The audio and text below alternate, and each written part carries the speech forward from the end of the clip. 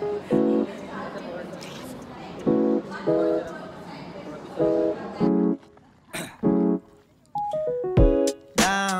yeah. I've been feeling so down, yeah. Can you tell me why? Can you tell me why I'm down? इधर pandemic चल रहा है, तुम लोग bike चला रहे हो.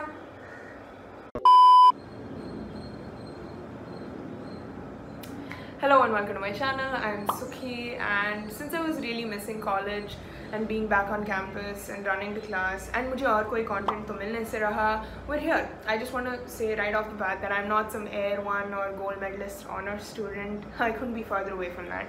And I know that 100% of these videos are made by career coaches or people with double degrees from IIT. No. I'm just a college junior pursuing a computer science degree.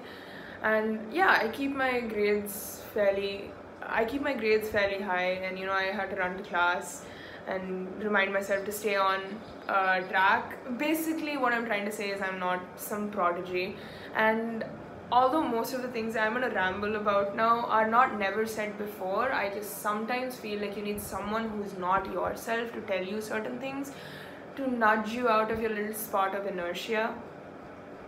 So if this speaks to even one person, it's a win-win. And I'm not here trying to give advice and tell you what to do, but I'm just trying to gloss over or like expound on what the general idea of college in India is, especially in a highly competitive field like engineering, for example.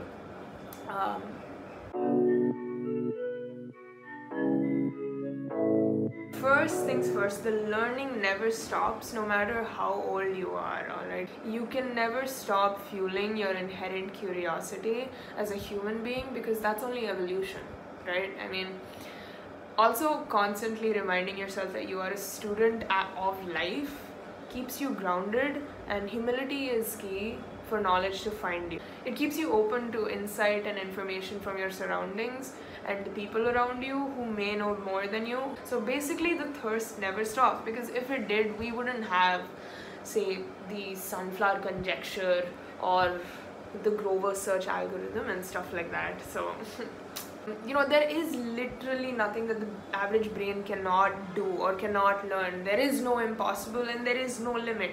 And I'm not trying to sound preachy, but it is a fact. Basically, you have to just believe you're going to get it done, break it down to modules that you can understand, and there you have it. Another thing that a lot of people have varied opinions on: do grades matter? Yes, in my opinion, yes, your university grades do matter, because your grades do speak to how much of a damn you give about the efforts and, you know, resources that were put into you, the money that was put into you, because we all know that a college education does not come cheap. So you have to find your best method of working efficiently.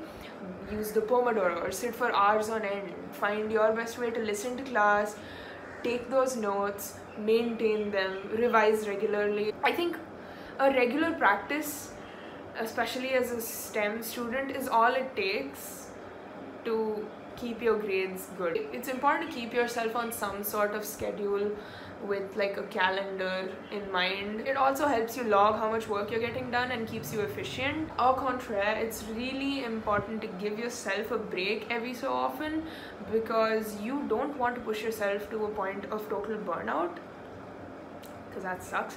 It's okay to take a step back for yourself and just breathe. It's okay to break down at times, because you cannot keep stretching an elastic and expect it to not snap. You know, all the tension and emotion and frustration that you bottle up is inevitably going to surface at some point. So it's only a question of, would you rather let it out now, a little by little, or save it up and create tension of catastrophic proportions for later. So another thing is, for most people who go out seeking knowledge and are really looking to learn things and educate themselves, also it's only a fact that you start to doubt yourself and criticize yourself way more than you need to. You start to doubt the process, the method, and the theories. But you have to just fight the imposter syndrome, and you just have to trust and give yourself enough positive, healthy affirmations and just fight the urge, because not doing so will make you the hindrance to your progress. So there's that. And you have to remember that there is no other opportunity like college. There is no other time that there is so much potential in you and the people around you. Also, it's the only time where everything is a linear equation of how much work you put in, and your outcomes are not dependent on the decisions of other people.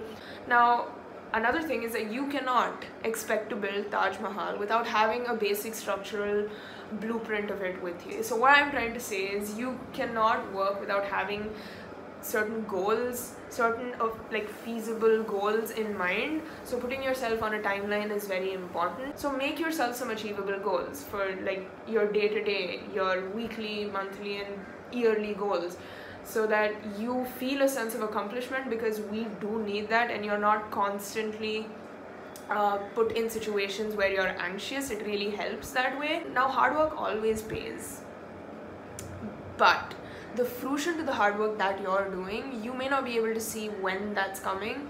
So having backup for yourself and having different options for yourself is very important, so that you don't feel like a perpetually capsizing ship.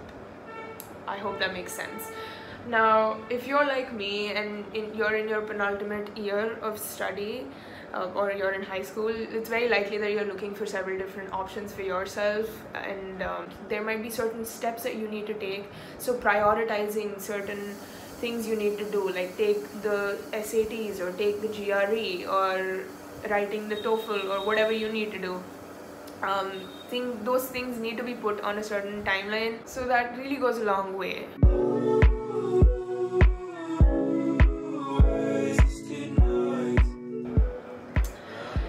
My favorite part. For my anxious babies out there, you need to stop looking at life as a ladder or a relay race or like a one-way highway. I know most analogies on success make life seem like it's all an upward ladder, but it's life. It is messy. Failure happens, and you know, it sucks. You just have to remember that it makes you stronger. What doesn't kill you? It's just another learning curve for you.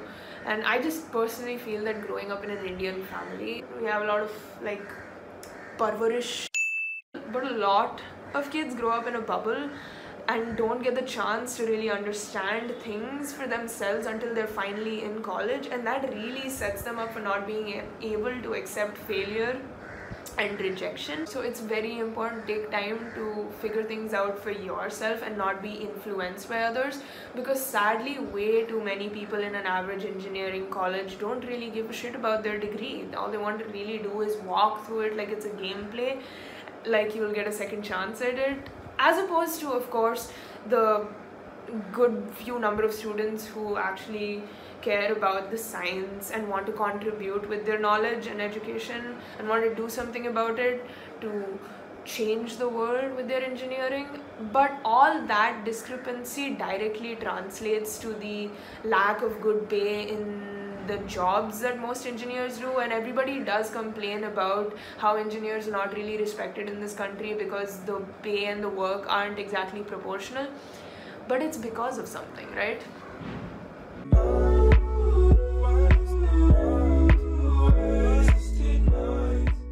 Networking and connecting. I think one of the most basic ways to do so is by really finding time to talk to your professors if you're on campus, because in the long run, having meaningful relationships with your professors and mentors really does go a long way.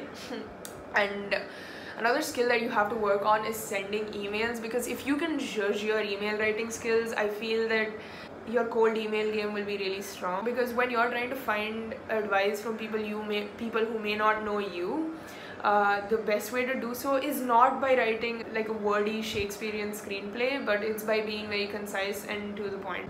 I think a great place to start for putting yourself out there is on LinkedIn. I think a majority of us are there. It's a great place to find some advice and mentors and people who actually know something in the field that you're interested in. You'll be surprised to see how many people are actually pretty helpful and give some really good advice and tips, even if you're a complete noob.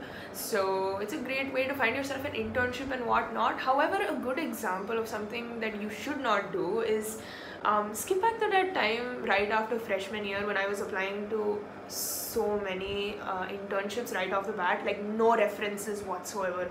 I just went on to Internshala and started applying for all these internships. I just like pushed my resume into their stack of really highly qualified people and just pushed my resume in there and said, bhai le lo, mera bhi dekh lo. What I got after that was an avalanche of rejections. It did bog me down, but that was my stupidity. But eventually I did end up getting an internship that summer, but it happens through references and networking the right way. Also, look for webinars and summits and hackathons and opportunities to really experiment and work to build your confidence, because these kinds of things do. Ask questions wherever you are, even if it's a stupid question, because there is no stupid question. It's also a very curious thing how we come up with the best of ideas when we're under a certain amount of pressure. So that's really cool. Like, it's a great way to gain some insight and purview on the things you want to do. So yeah, especially now everything's pretty much online. You have a lot of events and summits online, a lot of hackathons are being held right now, and get that course if you need to. Do whatever you want. And while all these opportunities do come your way, also learn when to say no. Just want to put that in there. Learn when to say no, it's really important. And of course, don't lose touch with what you like to do, because you do want to be a holistic person, right? Most varsity clubs are a spectrum of the hobbies that we have, like, you know, dance, learn a language, and just build and grow in a community of peers that also likes the same things as you. You know, organize events, do your thing. It helps. I just want that piece of my throw it back one time. Okay, so what's your cause? What motivates you? Well, it doesn't have to. That's a good question. I don't know. I feel that finding yourself a cause is very important to stay grounded and connected to humanity and the earth and nature as a whole. It's very important to remember that we are, in fact, in a world that moves so fast that just being happy isn't quite the goal in most people's lives anymore. And I find that majorly problematic. And you know, I personally want to grow up to be someone who is very salt of the earth, minimal. It's just, I feel that it's our duty and responsibility to develop sustainably. Mental health and awareness is a cause that I am really passionate about, and I do like to start conversations and talk about these things, because especially in India, you need to know that we have the worst mental health. And I think in Asia, we have the highest suicide rate. And that is sad. It's a sad truth.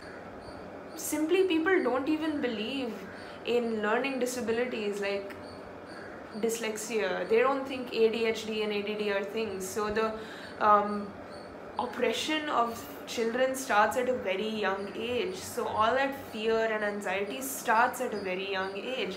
And you know, there is such a lack of sensitivity towards mental health and depression.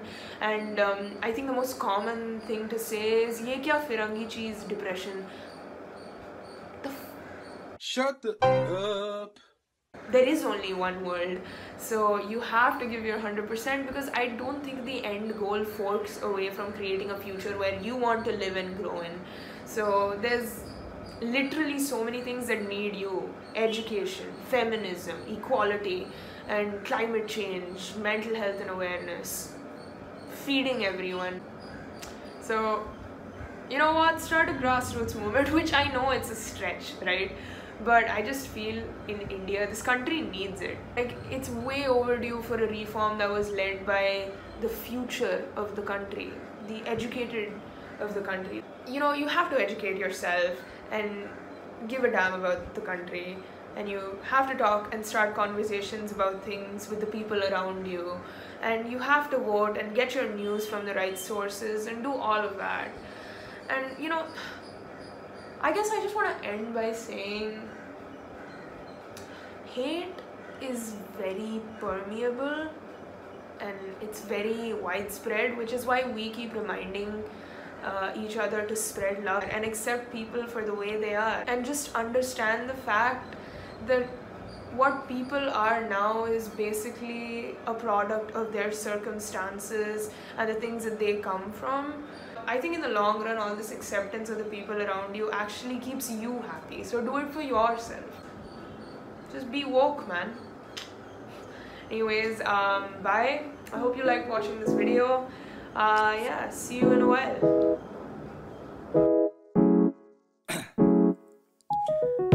Down, yeah. I've been feeling so